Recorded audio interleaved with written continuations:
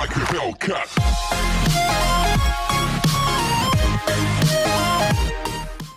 Hello and welcome back to the channel where it's time for another review, but today we're taking a look at a Nintendo 64 title. We're taking a look at one of the three absolutely brilliant wrestling games on the system, this one being WCW NWO Revenge, which came out in November of 1998 over here in the PAL region.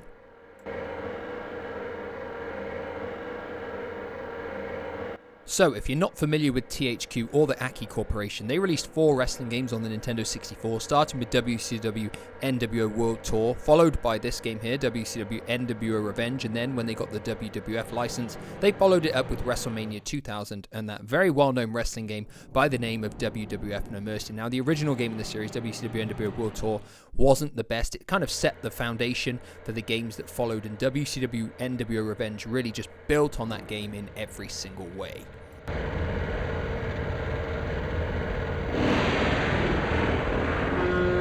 Before I do what I usually do and talk about the way it looks, sound, plays and all of that, I just want to talk about the intro video for this game, because without a doubt WCW NWO Revenge set a new benchmark for introductions for wrestling games. It is an incredible intro to the game, using all the in-game graphics as well, fantastic tune, and it is undeniably brilliant. I recently uploaded it as one of my gaming's greatest intros, and I really think it is a top quality intro. So if you do want to go and watch the whole entire thing, it is uploaded on my channel.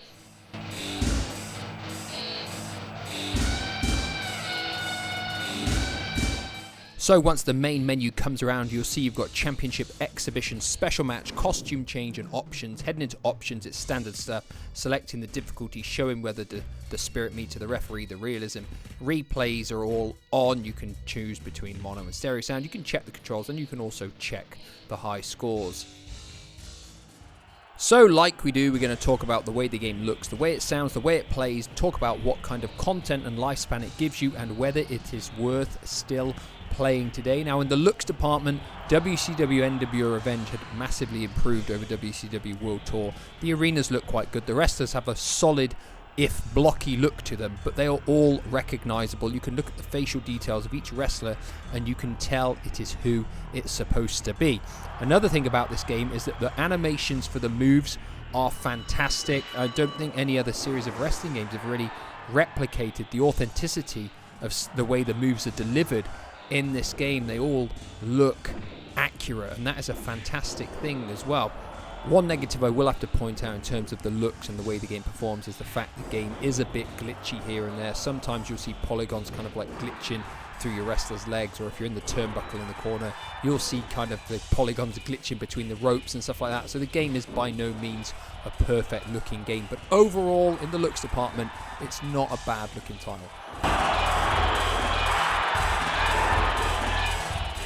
So moving on to sound and music next, and if you know anything about this game, you'll know that I'm going to sting it because it doesn't have entrance musics for the wrestlers. None of the wrestlers have their official entrance themes, which is an absolute killer. It really kills the atmosphere of the game before any of the matches have started, as your wrestlers just come out to a generic tune. And so many of these wrestlers had iconic themes, the Wolfpack theme, the NWO theme, Sting's or Ric Flair's. None of the entrance themes are in the game, and for a game that came out right towards the end of 1998, it is an absolute killer, and it is a crime and a terrible offense. I just haven't got anything good to say about it. It is very, very disappointing. In terms of the sound effects within the game, they're all actually good. The thuds and everything when the wrestlers hit the mat, the hits, so the sound effects, I mean, when you hit chops and punches, they all sound fantastic.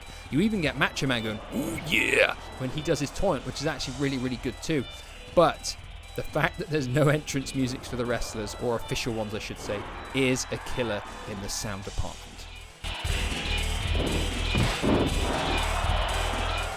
So moving on to the way the game plays, and if you know anything about these Aki wrestling games, you know that they play brilliantly. The block, reversal, light attack and strong attack grappling system is absolutely brilliant, and WCW NWO Revenge really fine-tuned what you got from World Tour, and it made it the best playing wrestling game in the world upon its release. All of the wrestlers have got a wide variety of moves in terms of light grapples, strong grapples and striking moves, moves off the top rope, finishing moves. It is a brilliantly playing game. And another thing I must mention in more detail is the reversal system, because basically almost every single move can be reversed in the game. With the exception of the really weak grapple moves, which don't really do any damage, all the other moves in the game can be countered, strikes countered. It is an unbelievable blocking and reversal system in the game. It's absolutely fantastic. The only downside, I would say, from the gameplay factor is the fact that some wrestlers don't really have their actual finishing move. For example, if you pick Hulk Hogan and you get him up to a special and you do a grapple, his special in the grapple is an eye poke where he then gets flops to the floor, and it is a shocking finishing move. If you want to do her leg drop as Hulk Hogan, you need to climb up to the top rope and jump off. Something that Hulk Hogan never did in real life. Other things that are a bit silly is the fact the Macho Man can just go up to the top rope at any point and do his flying elbow drop even when he doesn't have a special. And characters like Bret Hart and Sting just do the sharpshooter as a standard maneuver as well. Other than that, the game plays fantastic, and most of the other wrestlers do have their exact finishing moves, and they all look fantastic as well.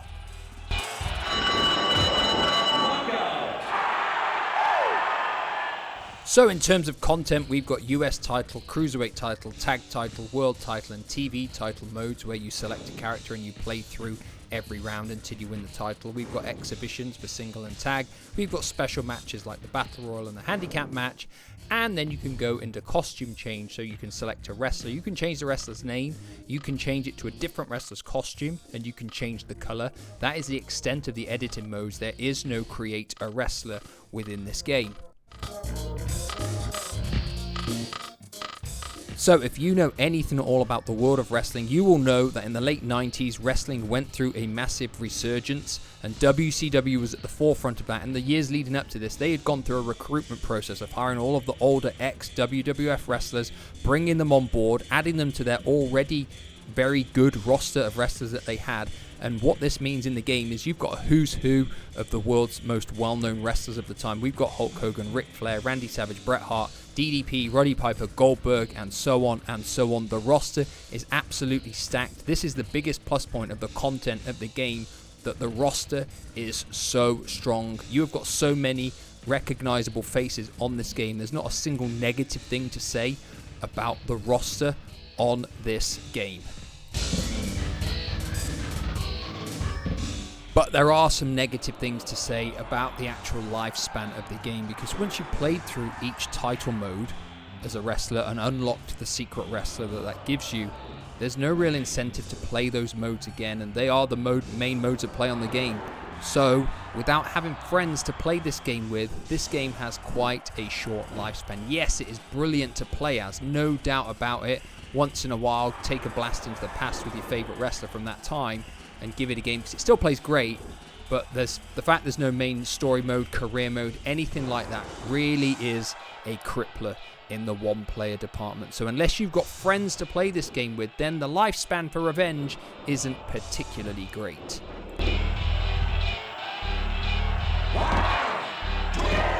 So as you will have gathered, WCW NWO Revenge is a bit of a topsy-turvy experience, because the game's not a bad-looking game, and it is fantastic to play, no denying that. But it has downsides in the fact that wrestlers do not have their entrance musics, and this cannot be underestimated. It is a major downside in a wrestling game. And of course, the fact there's no creator wrestler and no main one-player season mode or story mode or career mode is, without a doubt, a crippler in the lifespan department for the one-player options. But the game still plays great, and the game has an amazing roster of wrestlers, so it is well worth giving it a go, having a blast 10 minutes here and there, picking your favorite wrestler from that time and going through the process of destroying somebody and hitting your finishing move. It's still massively entertaining. I cannot deny that one bit. So yes, I'm recommending you do play this game. It's a pretty cheap game as well. It's not expensive to buy. So overall, WCW NWO Revenge is still worth a playthrough in this day and age. What are your thoughts on this game? Let me know down below with a comment. And as always, I will be back in the near future with another review. Goodbye for now.